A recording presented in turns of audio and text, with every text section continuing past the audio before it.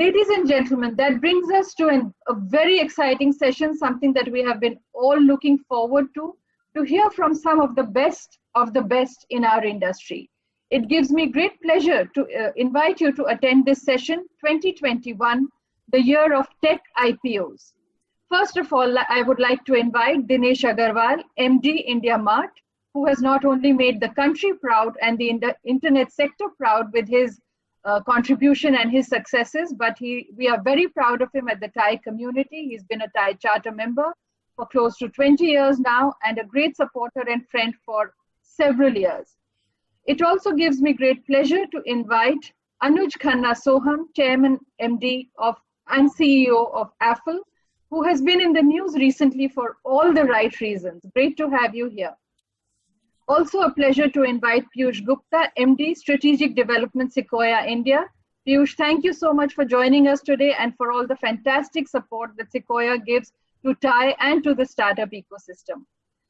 Thank you for your time today, Pankaj Nayak, ED&C Co-Head, Digital and Technology, Avendus Capital, for bringing this all together and for helping bring out the best stories from this discussion. Over to you, Pankaj. Thank you, Geetika. Thank you very much for the introduction. Dinesh, Anuj, and Piyush, thank you very much for joining this panel. The topic is about 2021 year being of an IPOs, and which is very topical. Technology companies raised almost $55 billion in 2020 in the US across 257 listings, which was almost 50% increase over 2019. Listing gains were almost around 70% if you just take an average across all the companies that have gone public.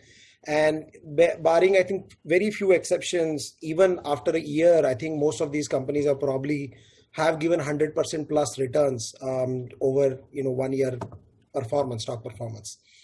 The new phenomenon also been observed. There are almost 250 special purpose acquisition companies, or SPACs as we call, have been raised, and they have raised $80 billion, and of which only 38 actually SPACs have announced mergers. So you can imagine that 250 minus 38, almost 210 SPACs are waiting to put all the capital that has been raised to actually merge or acquire companies and list them in the US.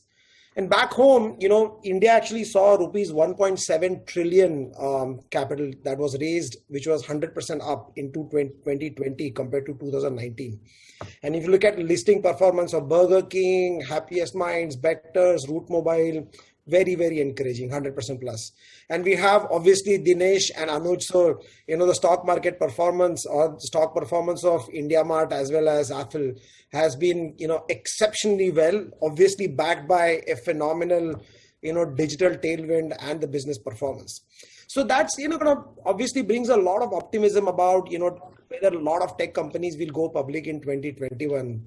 And we've heard a lot of great unicorns are talking about going IPO and have raised large sums of money, like $500-600 million of capital, thinking that this is, or stating that this is, the last round before they go public or appoint bankers and go public. So it's a very topical to actually discuss, how realistic is this, right? Whether we can actually go public in 2021, are the companies financially ready? Are companies, system-wise ready? How are we seeing US versus India? Whether US listing is possible, whether SPACs are possible. And that's why I think it's very important that, we have, this panel where, Dinesh and Anuj have, been there, done that, have taken their companies public and facing, the public market investors day in, day out, and quarterly analysis and their earnings. And Piyush, you've been, the banker for large part of your career, and then obviously you are looking after all your portfolio companies. And obviously, you're seeing this happening in the US as well as here.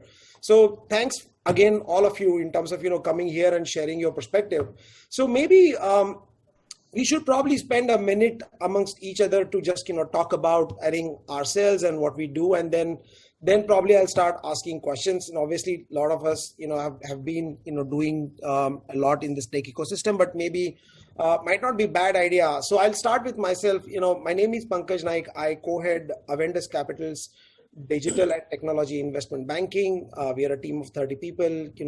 We almost, have more than 50% market share of India's investment banking deals in technology and internet. And I've had almost 20 years of, investment banking experience.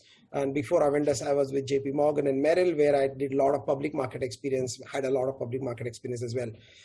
I'll hand it over to Dinesh, quickly also introduce himself. Dinesh, over to you. Hi, this is Dinesh Agrawal at Indiamart. We are a B2B marketplace for small, medium, and large businesses. And we have been around since 1996. We went for IPO in 2019. Thank you. Anuj? Hi everyone, this is Anuj. I'm the founder and chairman and CEO of Affle, and we are a tech end-to-end platform for mobile marketing. We see ourselves as a consumer platform for data-driven, ROI-based marketing for advertisers around the world. We went public in 2019, and we've been around for almost 16 years now. And I have always been a tech entrepreneur. I'm happy to share our story and insights with other aspiring startup CEOs who are looking to take the company public soon. Thank you, Anuj. Piyush? Thanks, Pankaj. I think there's nothing like having Dinesh and Anuj, on the panel with us because they've been in the thick of action. My background has been that I've been a technology investment banker for 17 years. I joined Sequoia close to 4 years ago, and my role is to work across the Sequoia portfolio companies in helping them raise private capital, public capital, including IPOs, drive acquisitions, and explore all kinds of corporate finance stuff as a specialist input to them. Perfect. Thank you, Piyush. Really appreciate everybody and all the great work that you guys have been doing. I think I'll start with Piyush because you have a view of your portfolio companies not just in India but in the US, and a lot of action that is happening in the US as well as India. So I would like to kind of, get your reaction on how do you see from portfolio perspective 2021, both in the US as well as in India, in terms of markets reception, readiness of the companies from financial maturity perspective, and as well as just the process perspective. What are you guiding your portfolio companies about, hitting the public markets or SPACs or US markets? Sure, Pankaj. So I think the way that we think about it is that firstly, companies have to hit what we call, financial readiness. That is the combination of three factors in our mind. One is around revenue scale. Second is around growth rate. And third is around profitability, or at least a near-term path to profitability. So I think we are still kind of old school in the way that we think about businesses being fundamentally able to drive profits and cash flows. And that's what public markets, certainly look for in the short term. So that's one. The second part, I think, is frankly more complex because we have many companies now over the last decade of having technology companies where companies are now reaching this financial readiness stage. And we are now looking through and working with companies around, hey, are you ready to go public? What does that mean? I think that means a few things to us. That means, ability to close your quarters or months on a hard close basis without too many post-close adjustments. Are you able to put together cash flows and balance sheets? Do you have the forecasting ability to give guidance to the street, even in broad contours? Do you have the inputs and control over those inputs that drive output? Do you have, I would say in many cases, CFOs and senior management that are ready for public market stage? And again, we are looking to build large companies even beyond the IPO, right? So that's an important input that we want to have in place. In many cases, we are working with companies to get their ERP systems in place around financial readiness so that we can close accurately, right? So there's a whole bunch of process that needs to get done. And IPO is a non-trivial process. And I find that because our ecosystem is so young, there are very few people who've done it before. So I think our companies are certainly getting ready to take advantage of public markets, both from what they're doing, but also from the fact that public markets are very receptive and these things work in cycles. So yeah, I think that's the broad contours, Pankaj, of where we are with regards to our portfolio companies. Understood, Piyush. And just in addition to that, are your colleagues in the US continue to see the IPO activity, and you have a lot of pipeline in the US companies going public, and relative maturity is much ahead in that market. Is that what it is as compared to us? Yep, I would say that. So Sequoia China, which is a much deeper ecosystem, and also our colleagues in the China team are much more prolific investors. They saw 20 IPOs in 2020. So like that's the scale of velocity. And I think even from Sequoia US, whether it's Airbnb and DoorDash and Snowflake and Unity Software, some very well-knowns came out of the Sequoia stable in 2020. And we have, of course, many more in the pipeline, getting ready to at least get ready to go public. Wonderful. No, that's very insightful. And also it kind of gives a segue into my question to Dinesh, because he's done this. Dinesh, what does it mean to take a company, public? When does actually a preparation start? How long does it take? What are the big gating items? Because, a lot of times, as Piyush and I were discussing, the founders say, I'm going to go public like 6 months. Markets are very good and we're going to go. But look, you guys were in trenches, you took your time. So it'll be, very interesting to hear your perspective in terms of what does it mean? When does it start when you decide to go public, and what all does it mean to actually get there? Yeah, I think Piyush has already touched upon that pre-preparation. You need to be able to close your quarters timely. You need to have a time for board meetings. You need to have time for con call scripts and all that. So I think getting that ready generally happens with the one false labor pain. That all it takes is one false labor pain when you try to go an IPO and you are not able to go IPO. At least you are ready for all that.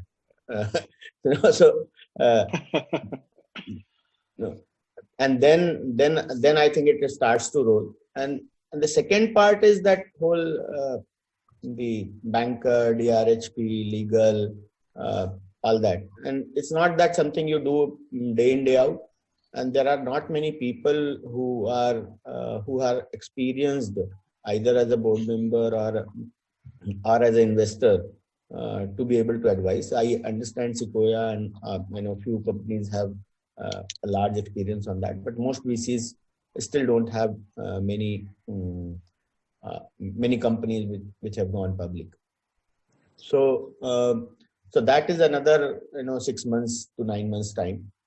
Generally 6 months, because getting all that you are okay with the PPT, but when it comes to writing 100-page document, that really is different. Is very different, and you don't want to miss out something or overcommit something or do something wrongly.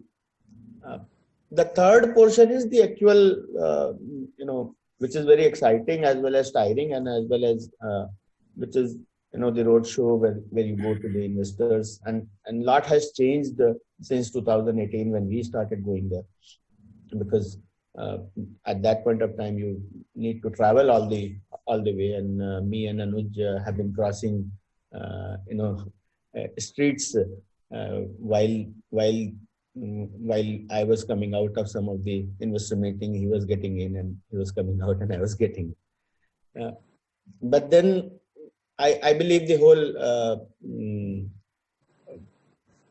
whole valuation discovery part, whatever they call book building and all, is all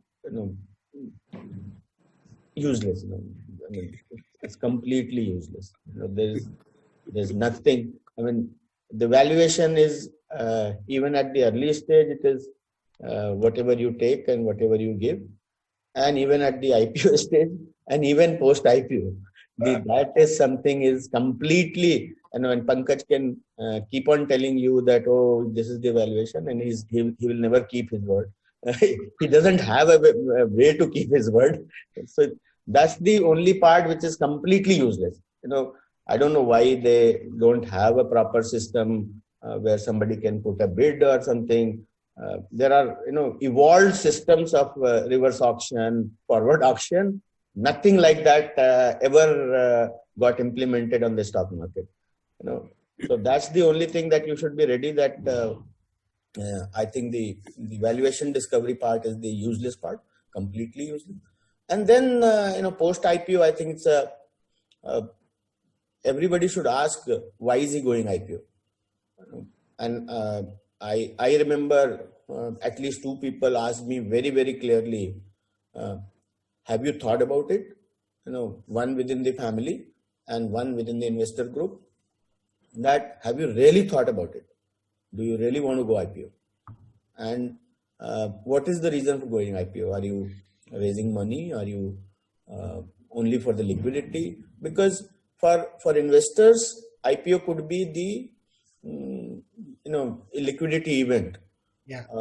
But for founders, it could be another 20-year journey. It's the initial public offer, and from there on, the real journey again starts. So I think that is a huge commitment. And if you are not ready with that, if you're thinking that it is a liquidity event it is not a liquidity event for founder. It is definitely not a liquidity event for founder. Whatever money I got, the day I got, whichever bank it has gone into, I haven't touched that money ever since. So it is definitely, you don't even get the time to see that money. So I think one very important question is, why are you going IPO? And what is your next 10 years thought process or next 20 years thought process? Because IPO is not something when you take IPO and then say walk away after 10 years or walk away after 5 years. That will keep biting you all the way to your grandchildren because they will be called promoters of that company. So the SEBI is not going to leave you. So you can't just walk away. It's like marriage. You can't just walk away. It will be a bitter breakup. So I think that's the most important thing, and it takes some time to really realize that I have again committed for next 25 years. No, Dinesh, absolutely. There's one more thing I wanted to ask you. The whole process, if you actually have to put it in a timeline perspective, right? Being financially ready, then being systems ready, and then going for an IPO. What do you think is a realistic timeline, the founders should think about? I think, the pre-preparation is about a year's time because you getting the CFO right, getting that whole quarterly rhythm right is about getting the ERP systems or whatever, getting the KPIs properly measured out and everything. That's about a year when people say that, okay, I'm willing to go an IPO. And from there on, it's as early as 6 to 9 months and as late as 3 years, depending upon, because once you have filed the documents and got the approval, and then it will all depends upon, the market window or the valuation or the, willingness to. So I think that could be anywhere from 3 quarters to 3 years. No, I get it completely. And Anuj, we've been discussing, and you actually had alluded to some. One is the process issue, and the second is, the emotional roller coaster of a founder's mindset. Maybe that's an interesting point that you want to kind of share with the founders around in this forum, because that was a very interesting take, right? Because and Dinesh roughly touched upon it. Like, we all get the processes right, we all do the investor roadshow meetings right, and the bankers would tell you X valuation and something will be there at Y, and you don't know whether it's the right time now, later. Tell us more about it, Anuj. Well, for me, it's an extremely personal journey because I see myself as somebody who has 3 children. Affle, which is a 16-year-old teenager, my son who's 9 years old, and my daughter who's 5. And just like Dinesh mentioned, it's like a marriage. I think it's a parenting journey for a founder. You're building your organization. It's a lifelong commitment. A lifelong commitment which is not fluctuating in terms of your commitment or emotions linked to valuation. It's about lifelong value creation, not valuation. So how do you build a culture within your organization which is built to last, which is built for sustainable long-term innovation, consistent innovation and scale, and then back it up with, the values of governance, capital efficient cash flows and profitability. I think all of those things are super important to me because I'm laying a foundation. Like as a founder, I'm talking to all of you, laying a foundation for your company so that this company grows into a fantastic corporate citizen when it leaves your comforts of being a private company to entering into the real world. Like it's almost like leaving home of a private company and then entering the real world of public markets. You are exposed to greater accountability, greater governance standards, and it's a little bit more unforgiving than when you are a private company, right? Your board, your disclosures, you're dealing with a vast and a massive level of stakeholders, right? I mean, it's not just the institutional investors, the individual investors who are putting in their money, their savings, hoping that your company will deliver on its promises of consistent innovation, growth, scale, capital efficiencies, and so on, and therefore deliver value creation to them so that they can someday maybe get somebody in their family married or plan for retirement or pay for education of their children. So it's a massive responsibility that your little, startup is now going to shoulder. And how do you build this startup so that it can take on such a massive duty and accountability and a long-term responsibility? And I see that as absolutely crucial. It's really about founders' mindset.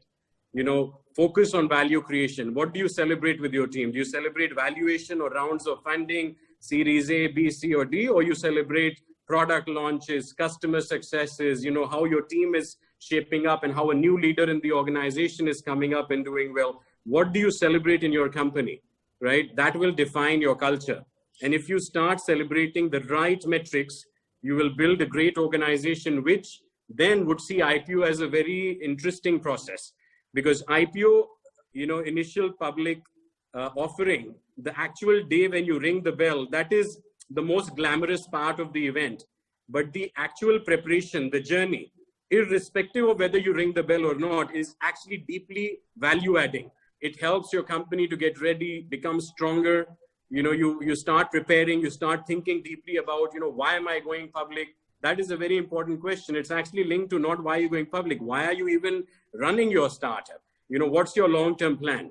And if any of the founders is thinking of going public, like Dinesh mentioned, as a liquidity event or an exit event for yourselves, not for your investors, but for yourselves, if you're thinking of it that way, then that is not a recommended path. If you are clearly committed to building your own little baby for the long term, right? Your startup for a much longer term, like I said, built to last as the culture, then IPO is a fantastic opportunity. Then you see it as a graduation. It's almost like when a child leaves home, to enter the real world, or when you graduate from university. And I have a very simple story to tell. I mean, I was at a very young age, an entrepreneur, and I sold my first startup to a then public listed company. And this was before I even graduated from university, computer engineering. So at a very impressionable age, I saw that a private company or a startup, when it goes public or when it merges with a public company, that is a form of graduation. It's a massive event to go public and to enter public markets, a massive event. And you've got to see it as a part of one important event in a very, very long journey. So you have to be committed to your organization. If you go public, like Dinesh said, at least 20 years should be your outlook that I'm going to be here and adding value, building value creation as a culture. And don't worry about valuation too much. I mean, most of the people, no matter how experienced they are, haven't figured it out fully. So just focus on value creation. Do what you know best. Got it. Anuj, thank you. And my next question is actually something related to that because, we deal with a lot of private placements, right? In Avendus, typically doesn't do as yet IPOs, but we do a lot of private placements, Series B, C onwards to EF. And the investors we deal with, maybe early stage where, Sequoia growth, and then later stage, some of the larger either crossover funds or sovereign wealth funds. A lot of these people can look at, 10, 15 years ahead and, take a call of how big this could become and are ready to kind of, take those bets. Now, what has been your experience from when you went to private to public, when you actually on the roadshow with public investors? Did they get that story? Like you're not probably like a 2-year hence price to earning, but you're here to actually disrupt what has been there, and this outcome can be like a phenomenally large. Now, all that's now reflected probably in, the stock prices have kind of gone up. But when you were actually on the road and trying to explain this to investors, or even today when you explain to new public market investors, do they get it? Or, it's the mindset is completely different from, the guys in the private market who actually can take long-term bets and put valuation on the table?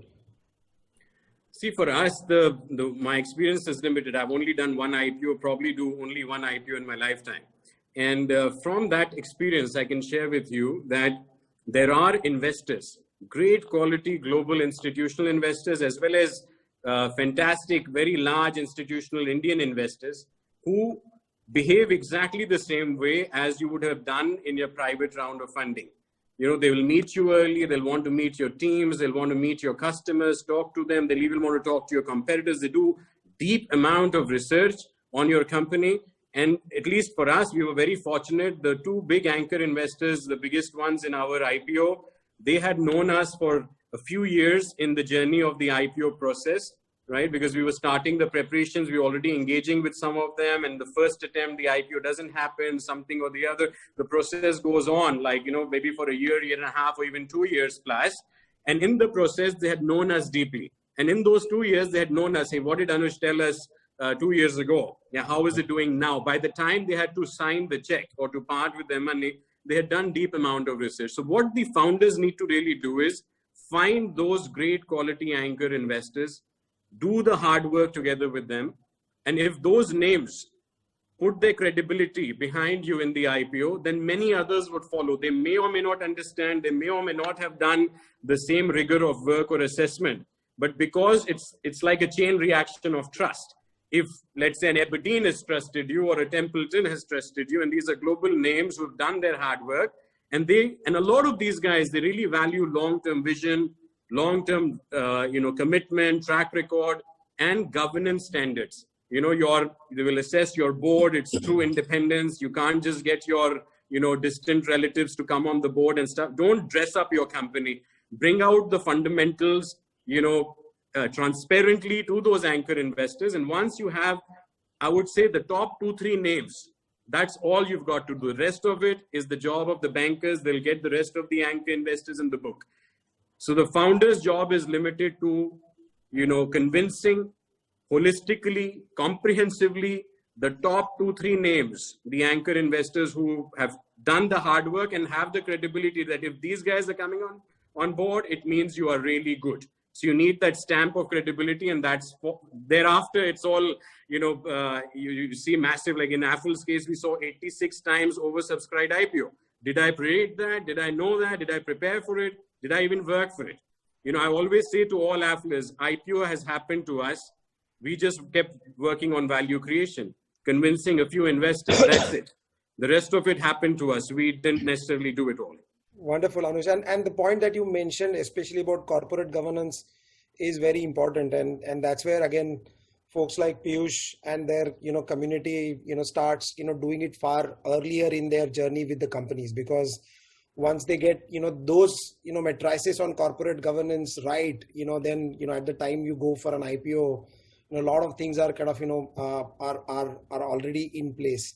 Dinesh, your thoughts on this particular question? Did you face any, significant difference between the private versus public and how they look at it? Yeah, I don't have too much of an experience with the private investors. I only raised 2 rounds of money in the entire 25 years, only $32 million. So I don't have enough experience. But I found that public market investors, one, there are plenty. There are plenty in every street of Hong Kong, and in every street of New York, in every street of, people are sitting in just, 2 people are sitting with 2 billion every basement, and they're super smart. Private investors can't even, compare anywhere near to that. They're super smart. In 45 minutes, for the first time listening to you and asking you questions which will make you very, very irritated. Because those are difficult set of questions. They are very smart, super smart. I think initially, any private investment, I think it's a common thing that the meetings will go on for 6 hours, 3 hours, at least 7 different times before a private investment happens. The public investment happens in that 45 minutes. Hardly, 2 meetings, maybe 3 maximum. And they are super smart. I think, everybody, even if you don't have to go do IPO, finally, you should definitely do the entire roadshow. You can pull out at the last moment that I don't want to do, but it can make you learn so much about your own company, and that's phenomenal. I mean, there are only, I think, if I talk about the private market investors in the entire India, I haven't heard more than 20 names. In the entire world, I haven't heard more than maybe 50 names. But in public market, there are 125 on my cap table. And imagine, how many are there. We have become like a tape recorder. This is Dinesh Agrawal. I started like this. But they are super smart. And I mean, it brings out the focus in you. It brings out the key questions. I think that's, if you really want to build a large company, and if you take those questions and take those comments seriously, I think they can help you build a very large company. Not that they come and help you. With that, just simply questioning, they help you. I think, private markets are way too, Understood. Dinesh, no, very valid point. Even though we know there are 200 investors looking at private markets in India, but not 2,000 probably. Yeah. I have few questions on, public market and how you deal with them, but I'll come to that later. I think maybe I'll ask one important question about the recent trends to Piyush. So Piyush, two things, right? As in, one is, there is a lot of talk about India companies going to the US directly in terms of listing. And since I've been, in public market banker, and you've been in investment banking before this, you've been hearing and probably would have pitched to a lot of companies about going directly to the US market. How real is that? That is one. Second is SPACs. How real are they? Are they here to stay, or this is a new fad? And from Indian founders' perspective, how should they think about it in terms of SPAC? Whether there will be the India SPACs will come separately, or the merger between Indian company and US company has to kind of streamline before this actually becomes reality. Your views, Piyush? There are a lot of questions there, Pankaj, actually, from a lot of things. But let me try to break it down into a few things. So firstly, I think this is a high quality problem for a founder and a company where they're in a position to go public. You're trying to choose, hey, which exchange is appropriate for me. So let me talk about the India listing versus the international listing. As of today, and hopefully that changes, but as of today, Indian companies are required to list in India first. And so it's not really a choice for most founders. Now, but let's go away from the fact that there's a compulsion. I think even if there was full freedom for companies to access the capital pool from wherever was the most appropriate for that company, I would think that a significant majority of companies, of startups, would choose to list in their home market. And whether it's an Indian company choosing to list in India or an Indonesian company choosing to list in Indonesia, that will remain the case. And why that remains the case is because there are benefits to brand building. There are certainly benefits from understanding the local regulations and structure. You understand the dynamics. People maybe know your product, maybe they know where your office is, and there's familiarity which helps.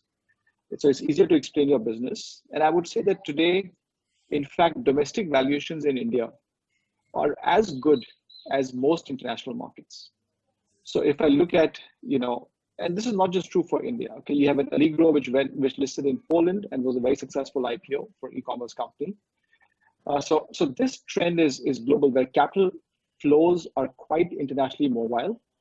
And therefore, for founders, it really comes down to second order things. Okay, so one of the second order things is, I think what Dinesh said resonated with me, which is how well do investors understand your business? So if I'm a software company founder, a B2B business where most of my customers, let's say, are in the US, for me, a US listing could be very valuable brand building tool. It's similar to why Infosys and Wipro back in the day chose to list in the US, because you don't have to, like, it's just, okay, look, I'm a NASDAQ listed company, full stop, right? They can see your financials, they can see your governance, they know that you are an international class company, and that goes a long way. I would also talk about two other things. I'll also say that if a company has international ambitions, because the Indian capital markets are not freely traded, an international listing gives you acquisition currency, which a domestic listing does not. And that's true for India, that's true for Indonesia, that's true for Malaysia, and so on. And the final part I would say is that one, if you look at holistically, like I think both Anuj and Dinesh talked about, listing as a marriage, and like, you keep going with this company that you founded, but in India, there is no exit option because delisting is very hard. So if you think about the full cycle of a life cycle of a company, it may at some point be better to be part of some other company, but because delisting is hard in India, that may discourage some companies to be listed on the Indian exchanges. So, that's the way that I think about, US versus India from a founder's perspective. But again, we have just seen two of our portfolio companies, Stovecraft and Indigo Paints, just go public, or at least, going through the public process right now. And again, it makes most sense for them to be listed in India. It's a home exchange. It's a business that people understand. Valuations are good. Listing is easy. If you go to the US, it's super expensive. So I think it's, it's just too much headache and too much extra work for not that much extra benefit. So Pankaj, that was the first part, I think, to your question about choice of listing venue. The second part, let's talk about SPACs. I think SPACs are a very powerful innovation in the capital markets. I think people have not fully understood it yet, because the old lens on SPACs was that SPACs were like the dirty dozen. It's something you didn't want to deal with, but you dealt with only if you were forced to. I think SPACs are evolving very nicely. So I think 3-4 key features in evolution. One is that SPACs now, many of them are institutionally sponsored. Number two is that you have pipes alongside a SPAC deal, which kind of revalidates and has a third-party point of view, for that. And why is institutional SPAC important? Because they care about brand. It's not just a, hey, let's do a trade or a deal and get it done because we got a founder promoted and we are good to go. But because institutions care about their reputations on a long-term basis, and that means they will look to find good targets at sensible valuations and bring them to public markets. The final thing I would say is that it is a faster process in some element. It's also a confidential process. We're talking to investors without disclosing that any deal is on. And there's ability for companies to include forecasts in their filing documents, which is quite a differentiation versus an IPO prospectus where you're not allowed to include forecasts either by SEC or by SEBI, right? So between these 3-4 factors, and then you look at the scale of SPACs, right? So I think roughly $80 billion was raised in SPAC capital last year, which was all of the other regular IPOs put together. You can't ignore $80 billion. And just this year, in January to date, you've had roughly 2 to 3 SPACs every working day and have raised another $20 billion. So like it or not, I think SPACs are evolving, they're here to stay. And for a significant number of companies over time, they will offer an alternative, maybe a faster, maybe an easier track to be public. So yeah, that's, we're certainly encouraging our companies to think about SPACs. Now, for most of our founders, this is all Greek and Latin because they're focused on business. They're focused on engineering and product and hiring and culture and stuff like that, which should be their case. So again, we step in and are helping our founders think through what a SPAC could look like, how should they think about it, and whether it makes sense for them or not. Pankaj, if I may just add something. My company Affle was headquartered in Singapore, and we made a conscious decision to actually come and list in India. We had the freedom to list anywhere. And I was actually living in Singapore I've been living there for 26 years now. But when I got married also, I could have got married personally anywhere. I came back to home, to Lucknow, to list. I mean, my marriage, I'm talking about that. And then in the IPO, I got Affle to come back to India in Bombay to get listed, right? And I think it's a very personal thing as well. I mean, I know there's a lot of financials involved, but I'm talking about the emotion and the passion of the entrepreneur. There are some big events of your life that you want to do at your home, you know, whether it is your, you know, when your child is born, which temple do you go to, what. So when you look at your company's listing from that emotional founder's passion lens, I would call upon all the Indian entrepreneurs who are tuned in today, no matter what the challenges are, please do consider deeply to list in India. And I would also borrow from, you know, two of my advisors. You know, before the listing, I had reached out to Sanjeev from InfoEdge, and I got his advice very clear. Anuj, no matter what options you have, come and list in India. You'll never regret it. And, you know, I think I've come to realize that, you know, that was a fantastic decision. Of course, with the disclaimer that Affle's 50% of the business is from India. So that could be, you know, treated as, hey, that's a convenient logic. But I think from an emotional founder's point of view, it is extremely invaluable. If your employees are in India, if your families are in India, and if you are Indian, then it's also your duty to then build the Indian ecosystem. We're talking about Atmanirbhar Bharat. You know, come and list in India. You know, the US market is already large. Indian investors also need to participate in the wealth creation journey on the internet path. No, I fully agree with that. You know, where your customers are, where your family is, and where your employees are. That's the market you have to list. So yes, Piyush touched upon it rightly. If you have a lot of your customers in US, go ahead and list there. But don't worry about valuation or investors. Investors come in anywhere. You know, today we have more foreign institutional investors. In fact, 4 times more than domestic institutional investors. So I don't think you know, listing any exchange, you will attract money from Japan to you know, California, all over the world. You know, I don't think you know, exchanges matter. And you know, wherever you, and talk about employees, you know, it's such a great you know, hiring, such a great pride for employees. You know, at Indiamart, we about 15% of Indiamart is owned by our you know, past present employees, and that in today's you know, is about more than $500 million. You know, 500 people, more than $500 million is between employees only. You know, that's a I mean, that is something you really feel very good about, because you couldn't have achieved that by whatever means of you know, listing, or I mean, whatever private means. I don't think you could have achieved. And you know, so I think it is very important to list here in India only. And this whole flipping thing, you know, we had also been advised and considered and all that. Nothing, you know, it's not useful.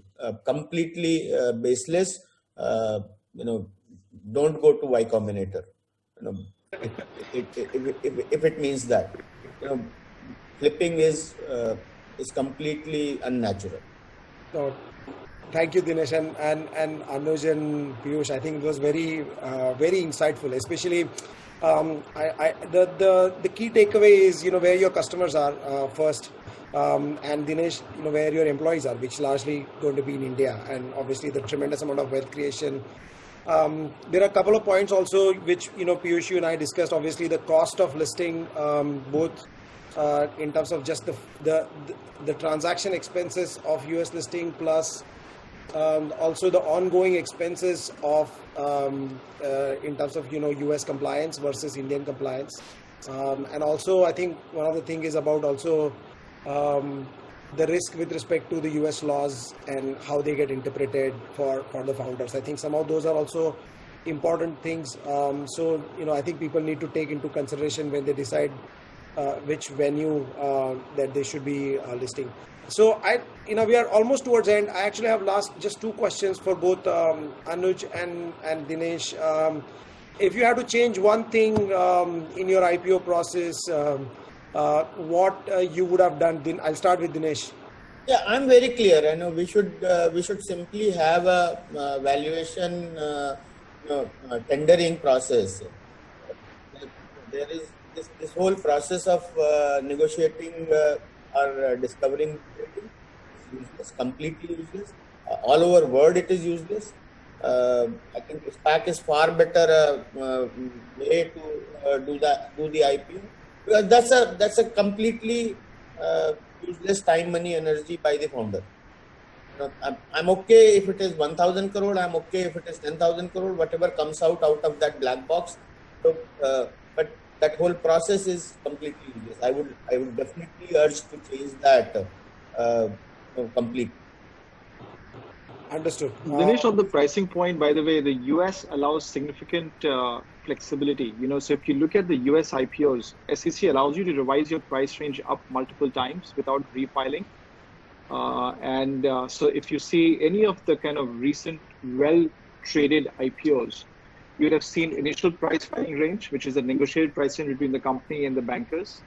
And then that goes up as the investor demand comes in, and they revise it even again. So second revision, and they could price it above and outside the range.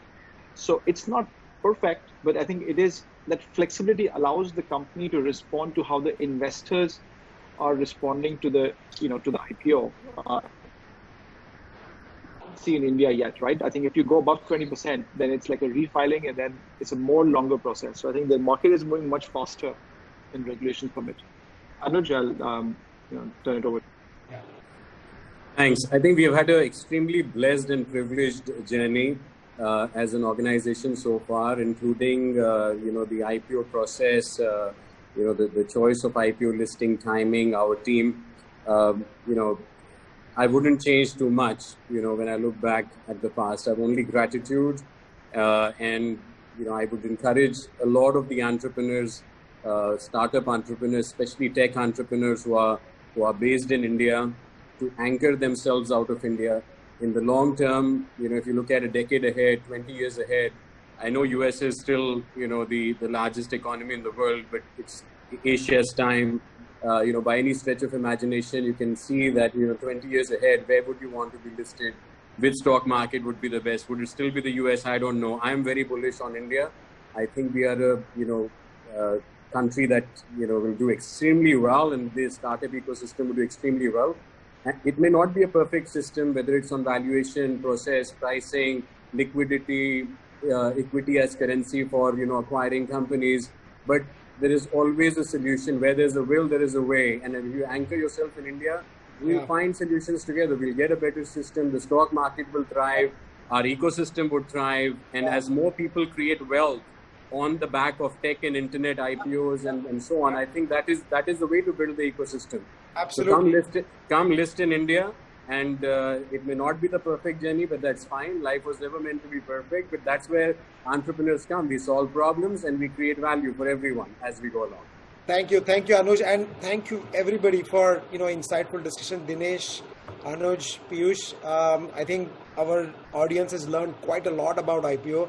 I hope, and what I can summarize is probably obviously there is a lead time for companies to get ready to go for an IPO, and I think probably a lot of tech companies are moving towards that.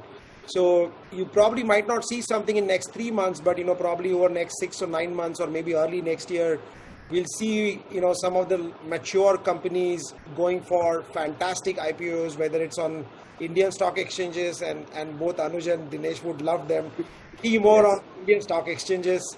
But and investors will benefit from it. Thank you so much for taking time and contributing your insightful views. Really appreciate it. Yeah, thank you, Pankaj. All right, thank you everyone. Jai Hind. Thank you so much, Pankaj. Thank you, buddy. Thanks, TiECon. Bye. Thank you. Thank you. Thank you.